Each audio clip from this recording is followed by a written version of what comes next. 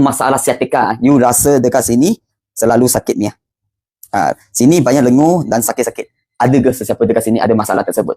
Kalau ada, komen nak 6 ke? Bagi saya tahu.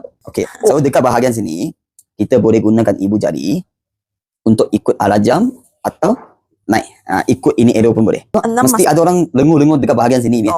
Lepas tu sudah tarik, you gunakan ini sendi-sendi punya tempat, penembuk sini. Sini tangkap dekat bawah dan you buat ikut alajam. Hui.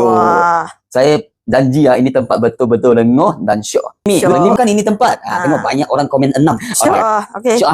Betul syok, bukan main-main. Tengok saya punya wife banyak susah tau.